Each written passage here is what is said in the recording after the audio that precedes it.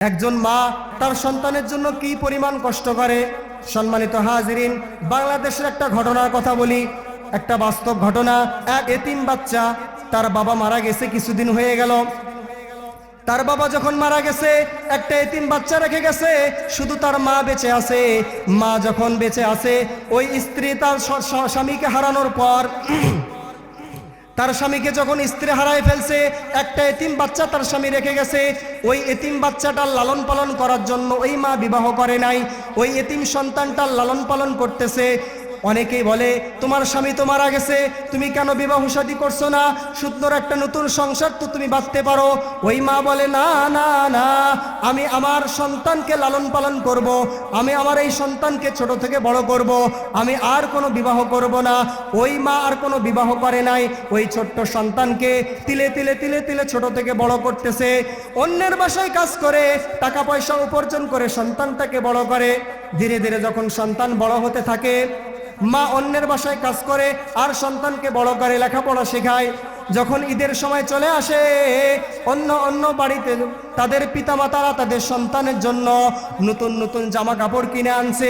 এই সন্তানরা যখন ওই জামা কাপড়গুলো দেখে, ছোট ছোট ছেলেরা তাদের পিতামাতা যখন ঈদের আগে তাদের জন্য, ছোট ছোট বাচ্চারাদের জন্য যখন ঈদের কোনো কাপড় কিনে আনে, পাশের বাসায় তার ছোট বন্ধুকে ডেকে ডেকে বলে, ও বন্ধু শুনছনি, আমার বাবা আমার জন্য একটা নতুন জামা কিনে আনছে, তোরে দেখাবো চল। ওই ছেলেটাকে নিয়ে গিয়ে ওই বাসায় তাকে ওই নতুন জামাটা দেখায়। যখন নতুন জামাটা দেখায়, তখন সঙ্গে সঙ্গে ওই ছেলে তার মার কাছে গিয়ে বলে, মা, ওর বাবা আছে, ওর বাবা ওর একটা নতুন জামা কিনে দিছে, আমার তো বাবা নাই, আমারে নতুন জামা কে কিনে দিবে? মা এবার টেনশনে পড়ে গেছে। অন্যের বাসায় কাজ করে সন্তানকে বড় করতেছে, অন্যের বাসায় কাজ করে ওই মালিকের কাছ থেকে কিছু টাকা চেয়ে নিয়ে তার সন্তানের জন্য একটা নতুন জামা কিনে আনছে। এইভাবে ওই সন্তানকে ছোট থেকে বড় করতেছে। ধীরে ধীরে লেখাপড়া শেখার পরে সন্তান যখন প্রাপ্তবয়স্ক হয়ে গেছে, সন্তান যখন প্রাপ্তবয়স্ক, নিজে নিজে হাত নিজে সব কিছু করতে পারে, তখন ওই সন্তানটা বিভিন্ন ছেলেদের সঙ্গে ঘুরে খারাপ হয়ে গেছে। তার মায়ের যে কষ্টের কাহিনী সেটা ভুলে গেছে।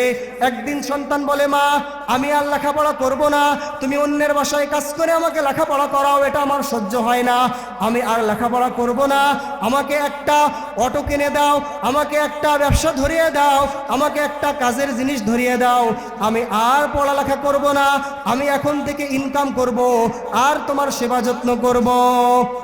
যখন মাকে এটা শুনছে, মা শোনার পরে বলে, সন্তান, না না না, এতদিন যেহেতু আমি কষ্ট করে তোকে লেখাপড়া শিখিয়ে বড় করেছি, সুতরাং আমি তোমাকে আর ওই সমস্ত কাজ করতে দিব না, আমি তোকে কাজ করতে দিব না, তুই লেখাপড়া কর, তোকে বড় থেকে বড় মানুষ হতে হবে, তোকে ডাক্তার হতে হবে, তোকে ইঞ্জিনিয়ার হতে হবে, তোকে বড় একজন মানুষ হতে হবে। এইভাবে যখন সন্তানকে বলে, তখন সন্তান বলে, না মা, আমার আর লেখাপড়া ভালো লাগে না। কারণ সন্তান ওই দুষ্কৃতি, ওই খারাপ আচরণ ছেলেগুলোর সঙ্গে ঘুরে ঘুরে তার নিজের ভিতরটাও খারাপ হয়ে গেছে, এই জন্য মায়ের আর কথা শোনে না।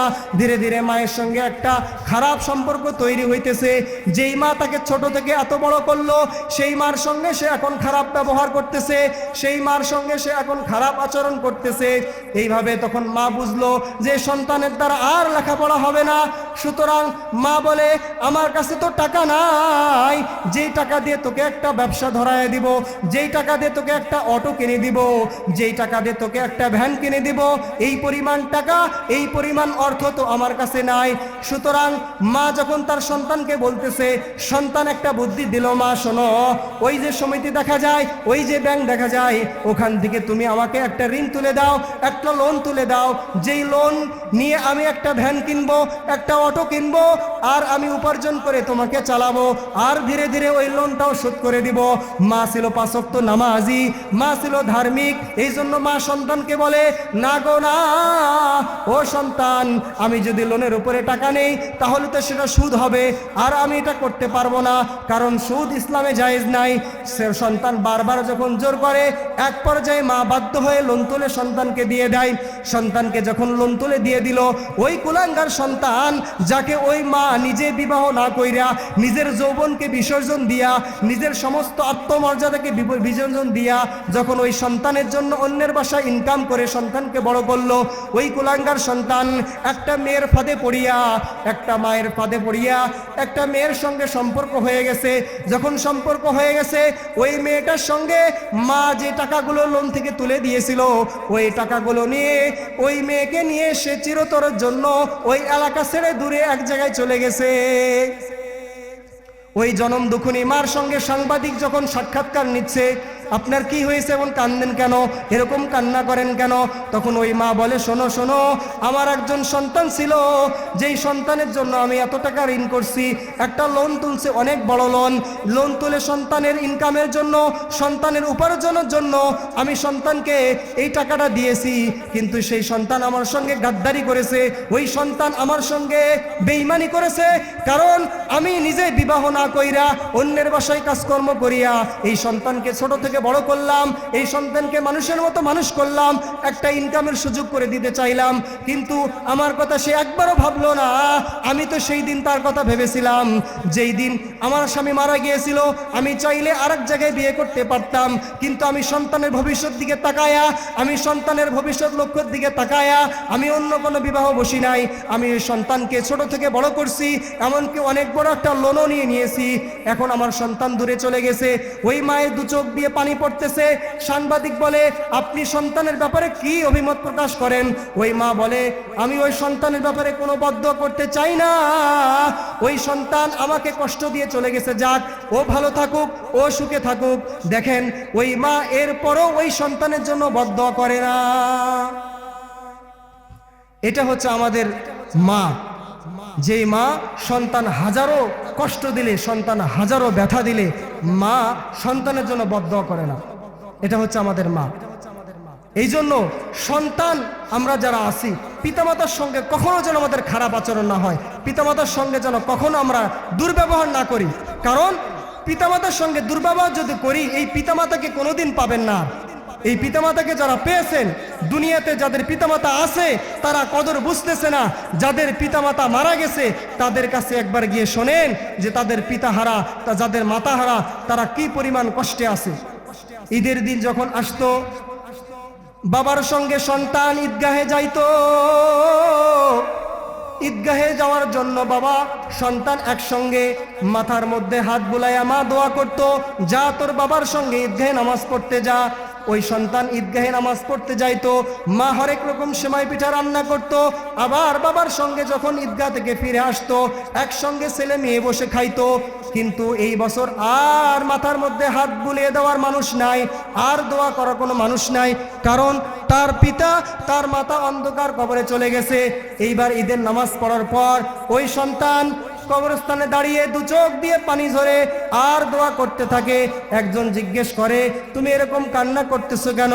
সে উত্তরে বলে, আমার পিতা গত বছর বেঁচে ছিল, একসঙ্গে ঈদের মাঠে নামাজ পড়ছি, একসঙ্গে গিয়ে বাসায় খাবার খেয়েছি, আজকে আমার পিতা নাই, আজকে আমার পিতা কবরে শায়িত আছে, আজকে বাসার মধ্যে গিয়ে আর ভালো লাগে না, যেই মারে আমি দেখছি সেই মা তো আজকে নাই, মায়ের ঘরটা পড়ে আছে কিন্তু মা নাই, মায়ের চশমাটাও পড়ে আছে কিন্তু মা আর নাই, মায়ের যে পানার বাটাটা ছিল সেই বাটাটাও পড়ে আছে কিন্তু মা আজকে দুনিয়াতে নাই।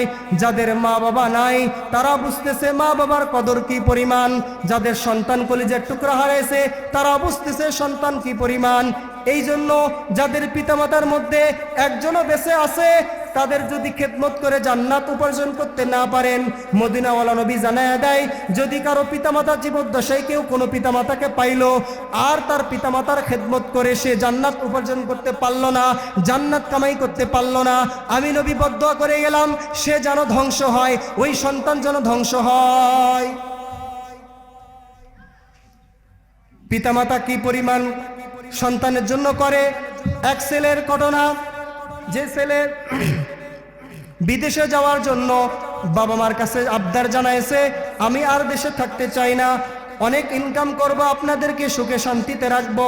বাবা মা অনেক চিন্তা ফিকির করে ওই সন্তানের জন্য একটা জমি বন্ধক রেখে বিদেশে যাওয়ার ব্যবস্থা করে দিয়েছে। দীর্ঘ 4টা বছর যখন বিদেশে কাটাইছে, বিদেশে কাটার অবস্থায় মার চোখে ঘুম নাই, বাবার চোখেও ঘুম নাই, যে সন্তান বিদেশে কিভাবে আছে, সন্তান বিদেশে কিভাবে খাচ্ছে, সন্তান বিদেশে কিভাবে আছে। হঠাৎ দীর্ঘ 4 বছর পর যখন ছেলের মার কথা মনে পড়ছে, মারে ফোন দিয়া বলে, মা আমি দীর্ঘ 4টা বছর হলো আজকে প্রবাসে আছি, আমি আর প্রবাসে থাকতে চাই না, আমি এবার তোমাদের সঙ্গে বাসায় গিয়ে ঈদ করব, আমি এবার আর এখানে ঈদ করব না, আমার আর ভালো লাগে না। মা যখন এই কথা সন্তানের মুখে শুনছে, তার বাবাকে বলে, দেখো সন্তান, আমাদের কথা মনে পড়ে, আমাদের সঙ্গে ঈদ করতে চাচ্ছে।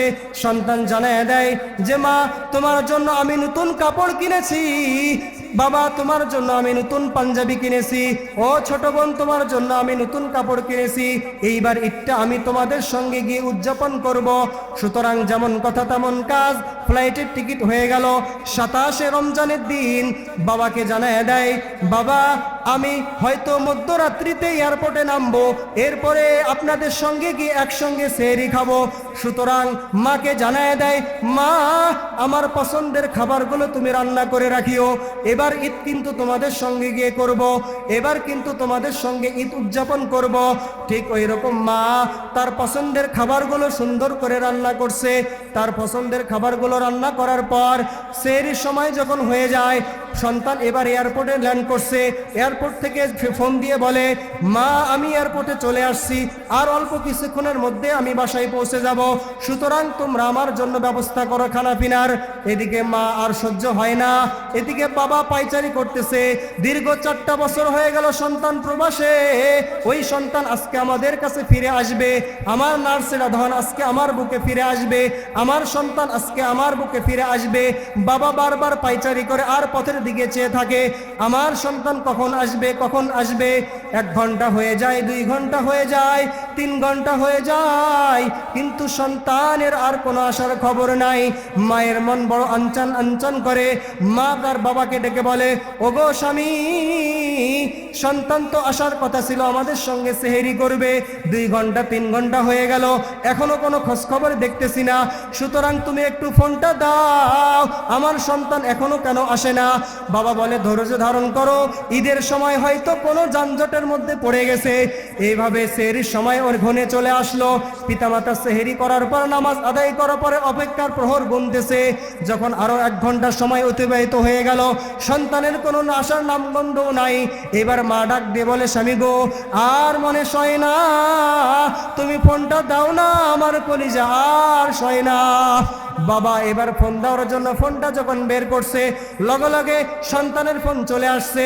বাবা ফোনটা রিসিভ করার পরে বলে, ও সন্তান তুমি কই? তোর মা তোর জন্য কত সুন্দর সুন্দর খাবার রান্না করছে, তোর মা সারা রাত ধরে ঘুমাই নাই, তুই আজকে আসবি বলে। এই কথা বলার সঙ্গে সঙ্গে ফোনের অপর প্রান্ত থেকে ছেলের কণ্ঠ না, অন্য এক অপরিচিত ব্যক্তির কণ্ঠ শোনা যায়। ওই ব্যক্তিটা বলে, ও বাবা, এই যে ফোন, এই ফোনের যে মালিক আপনার সঙ্গে শেষে কথা বলছে, সর্বশেষ, সুতরাং আপনাকে আমি ফোন দিলাম। এই ফোনের যে মালিক, সেই মালিক একটা দুর্ঘটনার মধ্যে অ্যাক্সিডেন্ট করে মারা গেছে। এই সন্তানের বাবা যদি আপনি হয়ে থাকেন, তাহলে আপনি এখনো কেন বাসায় আছেন? অতি দ্রুত চলে আসেন, অমুক স্থানে আপনার সন্তানের লাশ পড়ে আছে। বাবা এটা শোনার পর সঙ্গে সঙ্গে ওই মোবাইলটা হাত থেকে ফালাইয়া দৌড় দিছে। মা মনে মনে ভাবতেছে, হয়তো আমার মালিক অনেক কাছে চলে আসছে, হয়তো আমার সন্তান অনেক নিকটে চলে আসছে, এই জন্য তার বাবা তাকে নেওয়ার জন্য দৌড় দিছে। বাবা এবার স্পটে গিয়ে দেখে, তার সে আদরের মালিক এমন ঘুমাইছে, আর সেই ঘুম থেকে উঠবে না। বাবা সন্তানের লাশটা বুকের মধ্যে জড়ায় নিয়ে বলে, ও খোকা, তুই 4 বছর পরে আজকে দেশে আসলি, দীর্ঘ 4 বছর তুই প্রবাসে ঈদ করেছিস, দীর্ঘ 4 বছর তুই প্রবাসে ছিলি। আজকে তোর মা তোর জন্য পথে বসে আছে, তোর জন্য নতুন বিছানা বিছাইছে, তোর জন্য বালিশের কভার গুলো চেঞ্জ করছে, তোর জন্য তোর মা গরম পানি করছে, তোর জন্য তোর মা কত রঙের পিঠা যে বানাইছে। ও সন্তান বল বল, তোর মাকে গিয়ে আমি কি জবাব দিব, তোর মাকে গিয়ে আমি কি বলবো? এদিকে মা সবাইকে ডেকে ডেকে বলে, এ তোরা কে কোথায় আছিস, আয় আয় আয়, ফুলের মালাগুলো নিয়ে আয়। আমার সন্তান দীর্ঘ 4 বছর পর প্রবাস থেকে চলে আসতেছে। এদিকে সবাইকে জানায় দেয়, সবাই ফুলের মালা নিয়ে রেডি হয়ে আছে। এদিকে বাবা তার সন্তানের লাশটা নিয়ে অ্যাম্বুলেন্সে করে বাড়ির দিকে রওনা হয়ে গেছে। বাড়ির দিকে যখন রওনা হয়ে গেছে, মা বারবার পথের দিকে চেয়ে থাকে কখন তার বুকের মানিক আসবে, তার বুকের মানিককে সে বুকের মধ্যে জড়ায় নিবে। হঠাৎ করে যখন মা দেখতে পায়, শুনতে পায় কে যেন অ্যাম্বুলেন্সের হরেন দিয়ে দিয়ে আসতেছে। অ্যাম্বুলেন্সের শব্দ শোনার পর মা একটা চিৎকার মারছে আর বলে, কার যে কপাল পুড়ছে। যখন অ্যাম্বুলেন্সটা ওই মায়ের দরজা দিয়ে মায়ের কাছে আসে, মা একেবারে বেহুশ হয়ে চিৎকার দিয়ে পড়ে গেছে। মাকে যখন উঠানো হয়, সন্তানকে যখন দেখে অ্যাম্বুলেন্সের মধ্যে, সন্তান এমন ঘুমাইছে যে সন্তান আর ওঠে না। মা ডেকে ডেকে বলে, ও সন্তান ওঠ, তুই এখানে কেন শুয়ে আছিস? তোর জন্য আমি নতুন বিছানা বিছাইছি, তোর জন্য আমি নতুন বালিশের কভার রেডি করছি, তোর জন্য আমি গরম পানি করছি, তুই এই গরম পানি দিয়ে গোসল করবি, ওঠ। তুই এখানে কেন ঘুমাইছিস? তোর জন্য আমি শুধু নতুন করে রুম রেডি করে রাখছি। ওই মায়ে জানতো না যে পানি যে মা গরম করছে, ওই পানি যে তার শেষ গোসল হবে, ওই মা জানতো না। মায়ে বারবার চিৎকার করে বলে, দীর্ঘ 4টা বছর তোরে বুকে নিতে পারি নাই, এই দিন দেখলে আমায় তো তোরে আসতে দিতাম না, আমি তোর জন্য গরম পানি করছি, ওঠ একটু গোসলটা কর। কিন্তু সন্তান আর ওঠে না। সকলে বলে, তোমার সন্তান নাই, তোমার সন্তান দুনিয়া থেকে বিদায় নিয়ে চলে গেছে, তোমার সন্তান এই দুনিয়া থেকে একেবারে চলে গেছে। ও যুবক ভাই, তোমাকে লক্ষ্য করে বলি শোনো, ও বৃদ্ধ বাবারা শোনো, ও পর্দার আড়ালে মা ও বোনেরা শোনো, এই দুনিয়াতে আসার একটা নিয়ম নীতি আছে, কিন্তু যাওয়ার কোনো নিয়ম নীতি নাই। কখন যে আপনার ডাক চলে আসবে আপনি নিজেও জানেন না।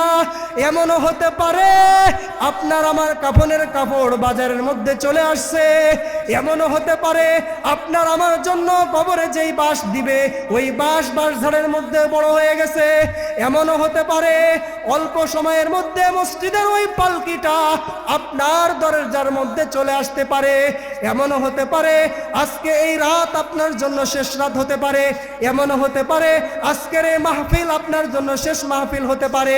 ও যুবক, দুটা পায়ে হাত, তোদের পায়ে হাত রেখে বলে যায়, এই দুনিয়া থেকে চলে যাওয়ার কোনো সময় নাই, এই দুনিয়া থেকে যখন তখন মারা যেতে পারবি এমন হবে না। মনে মনে ভাবছি হয়তো বৃদ্ধ হয়ে যাব, তারপর দুনিয়া ত্যাগ করে চলে যাব। কত যুবক বুক ভরা আশা আর চোখ ভরা স্বপ্ন নিয়ে হুন্ডা নিয়ে বাসা থেকে বের হয়ে চলে যায়, সুস্থ যুবক বের হয়ে যায়, কিন্তু ঘরে ফেরার সময় সে আর সুস্থ আসে না, সে একটা লাশে পরিণত হয়ে আসে। এই জন্য যুবক দু হাত রেখে বলে যায়, ওই আল্লাহ তাআলার কাছে তওবা করো, ওই আল্লাহ তাআলার দরবারে ফিরে আসো। পিতামাতাকে কষ্ট দিও না, গুনাহের রাস্তায় যেও না, কারণ কখন তোমার মরণ আসবে তুমি জানো না। যদি এই দুনিয়া থেকে নেক আমল করে না যাইতে পারো, যদি এই দুনিয়া থেকে তুমি গুনাহ নিয়ে চলে যাও কবরে, তাহলে আল্লাহ তাআলা ওই কবরকে ডাক দিয়ে বলবেন, ও ফেরেশতার দল, এ আমার গুনাহগার বান্দা আমার কবরে আসছে, আমাকে আমার নেক আমল করে নাই, আমার সঙ্গে কোনো ভালো আচরণ করে নাই, আমার নামাজগুলো আদায় করে নাই, আমার জিকিরগুলো করে নাই, আমার কোরআন তেলাওয়াত করে নাই, এক একটা নেক আমল ছিল করে নাই।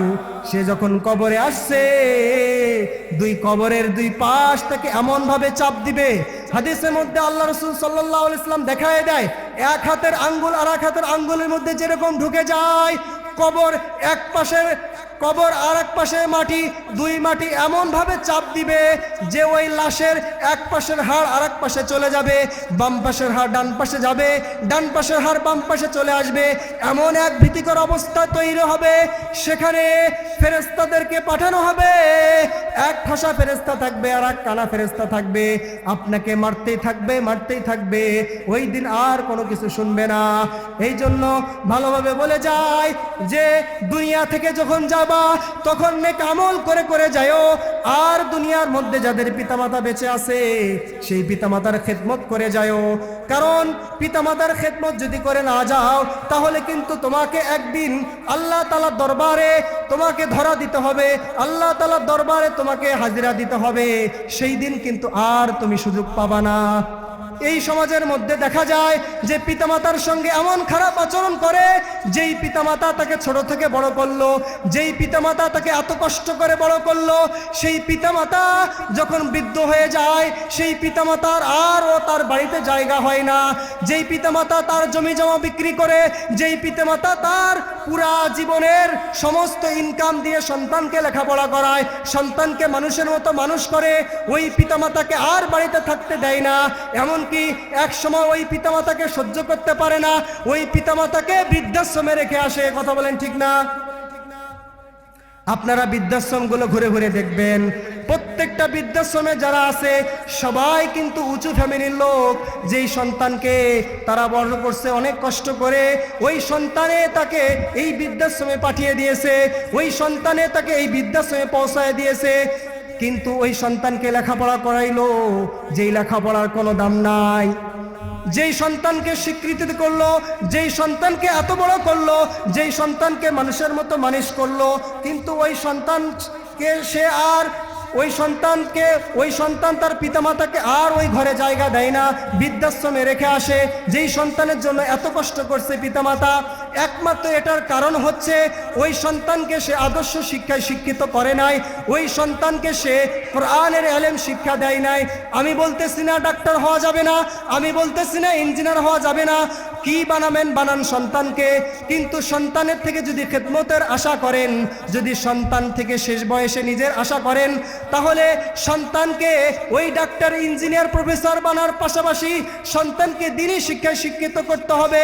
তাহলে আপনার শেষ বয়সে আর বৃদ্ধাশ্রমে যাওয়া লাগবে না। বৃদ্ধাশ্রমে ওই বাবারা চোখের পানি ফেলায় ফেলায় শুধু কাঁদে। যেই সন্তানকে নিজের জমি জমা বিক্রি করে, যেই সন্তানকে নিজের সমস্ত জীবনের অর্থ ইনকাম দিয়ে স্বীকৃতি করলাম, নিজের সন্তানকে মানুষের মতো মানুষ করলাম, সেই সন্তান আজকে আমাকে বৃদ্ধাশ্রমে পাঠিয়ে দিল। এই জন্য বাবা মারা ওই বৃদ্ধাশ্রমে সন্তানের জন্য আফসোস করতে থাকে। এটা একমাত্র আপনার আমার করণীয় হতে হবে। কারণ যারা পিতামাতা আছি, নিজেদের সন্তানকে দ্বীনি শিক্ষায় শিক্ষিত করতে হবে, নিজেদের সন্তানকে দ্বীনি ইলম শিক্ষা করাইতে হবে।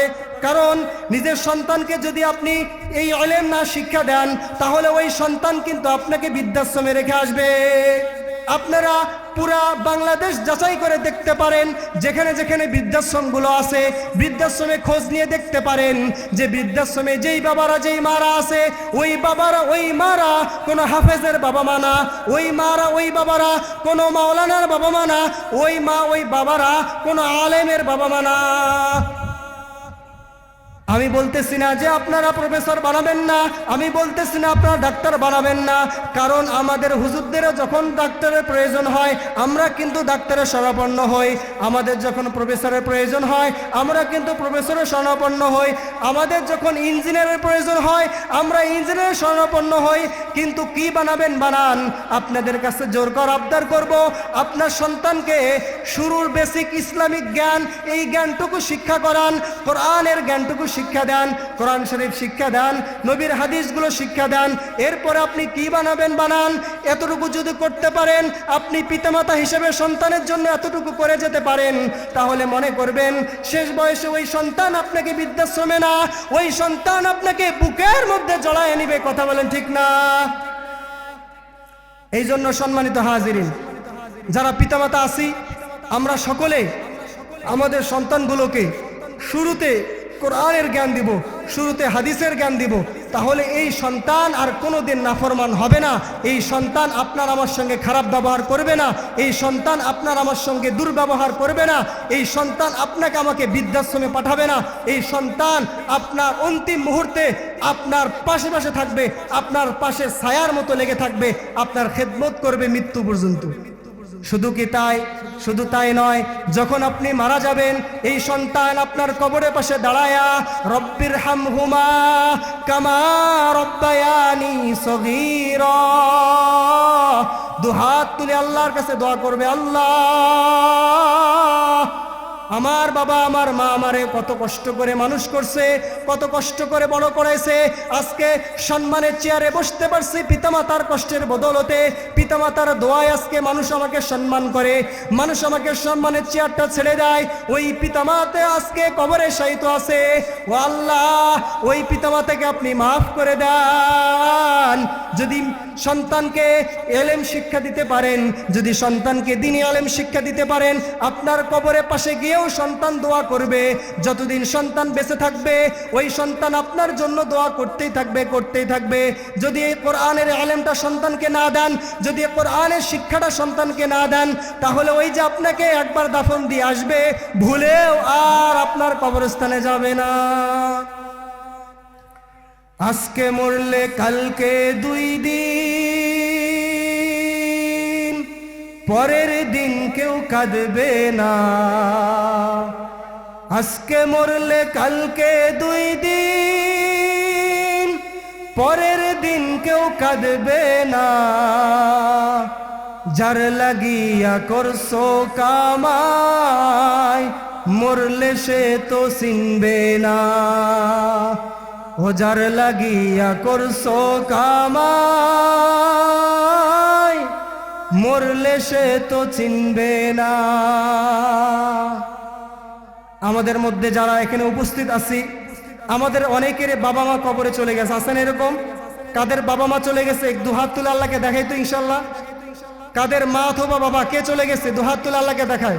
আল্লাহ, আমাদের মধ্যে যাদের পিতামাতা ওই অন্ধকার কবরে শয়িত আছে, আল্লাহ আমরা এই মাহফিল থেকে ওই পিতামাতার জন্য দোয়া করি, আল্লাহ ওই পিতামাতাকে জান্নাত নসিব করেন। সকলে আল্লাহুম্মা আমিন, আল্লাহুম্মা আমিন। অনেকে বলতে পারেন যে হুজুর পিতামাতার তো অনেক ওয়াজ করলেন, পিতামাতার খেদমতের বিষয়ে বললেন, আমাদের পিতামাতা তো অন্ধকার কবরে চলে গেছে, তো পিতামাতার খেদমত এখন কেমনে করব? পিতামাতা বেঁচে থাকতে যেরকম খেদমত আছে, পিতামাতা মারা গেলেও কিন্তু তার খেদমতের ব্যবস্থা আল্লাহ তাআলা বলে রাখছেন, আল্লাহ রাসূলও বলছেন। পিতামাতা যখন মারা যায় তখন সন্তান কিভাবে পিতামাতার খেদমত করতে পারে? সন্তান তখন পিতামাতার খেদমত করবে পিতামাতার যে বন্ধু বান্ধব ছিল, পিতার যে বন্ধু ছিল, নিজের মার যে বান্ধবীগুলো ছিল, তাদের সঙ্গে সদাচরণ করা, তাদের সঙ্গে মেলামেশা করা, তাদের সঙ্গে হাঁটাচলা করা, তাদেরকে আদর আপ্যায়ন করানো, তাদের দিকে দেখলে যেন পিতার কথা স্মরণ হয়, তাদের দিকে দেখলে মাতার কথা স্মরণ হয়। সঙ্গে সঙ্গে যদি আপনি আদর্শবান সন্তান হয়ে থাকেন, যদি আপনি আদর্শবান সন্তান হয়ে থাকেন, তাহলে ওই অন্ধকার পিতামাতা যে কবরে শায়িত আছে, সেই পিতামাতার জন্য যে সম্পদ আপনি ভক্ষণ করতেছেন, ওই পিতামাতা সে অর্জন করছে, অর্জন করে আপনাকে দিয়ে গেছে। তারা কিন্তু একটা টাকাও কবরে নিয়ে গেছে, নিয়ে যায় নাই, সবগুলো কিন্তু আপনাকে দিয়ে গেছে, সবগুলো আপনি ভক্ষণ করতেছেন। সুতরাং সেখান থেকে আপনার পিতামাতার জন্য, ওই পিতামাতা যে অন্ধকার কবরে শায়িত আছে, সেই পিতামাতার জন্য আপনাকে কিছু দান করতে হবে, আপনাকে কিছু সদকা জারিয়া হিসেবে দান করতে হবে। সেগুলো হতে পারে কোনো গরিব দুঃখী মানুষ, হতে পারে কোনো মসজিদে, হতে পারে কোনো মাদ্রাসায়, দ্বীনি প্রতিষ্ঠানে, যেখানে আপনার ভালো লাগে সেখানে ওই পিতামাতাকে উদ্দেশ্য করে, ওই পিতামাতাকে লক্ষ্য করে আপনাকে ওই পিতামাতার কবরে সদকা জারিয়া হিসেবে আপনাকে কিছু দান করতে হবে, যে দানটা ওই পিতামাতা কবরে শুয়ে শুয়ে পাবে। এটা হলো আপনার আদর্শবান সন্তানের কাজ হবে। যদি এটা করতে পারেন তাহলে আপনার পিতামাতা মারা গেছে তো কি হয়েছে, এরপরও আপনি পিতামাতার খেদমত করতেছেন, ঠিক কিনা? এই জন্য আপনাদেরকে বলবো, যাদের পিতামাতার মধ্যে যে কোনো একজন বেঁচে আছে, কারণ আল্লাহ রাসূল সাল্লাল্লাহু আলাইহি ওয়াসাল্লাম একদিন মেম্বারের মধ্যে উঠতেছেন, তো এক কদম যখন বাড়াইছেন আমিন বলতেছেন, এরকম করে 3 বার আমিন বলছেন। সাহাবা একরাম জিজ্ঞেস করছেন, ইয়া রাসূলুল্লাহ, আপনি মেম্বারের মধ্যে উঠার সময় তো এর আগে কোনোদিন আমিন বলেন নাই, আজকে আপনি আমিন বলতেছেন, এর কারণটা কি? তখন আল্লাহ রাসূল বলে, শোনো, জিবরিল আমার কানে কানে এসে বলে গেল যে ইয়া রাসূলুল্লাহ ইয়া হাবিবাল্লাহ, আপনার উম্মতের মধ্যে থেকে যে সন্তান, যেই ছেলেটা, যেই মেয়েটা বাবা মার মধ্যে যে কোনো একজনকে পাইলো, হয়তো মাকে পেয়েছে, হয়তো বাবাকে পেয়েছে, হয়তো দুইজনকেই পেয়েছে, যে কোনো একজনকে পেয়েছে, যদি পেয়ে থাকে আর ওই সন্তানটা, ওই ছেলেটা, ওই মেয়েটা ওই পিতামাতার খেদমত করে দুনিয়াতে জান্নাত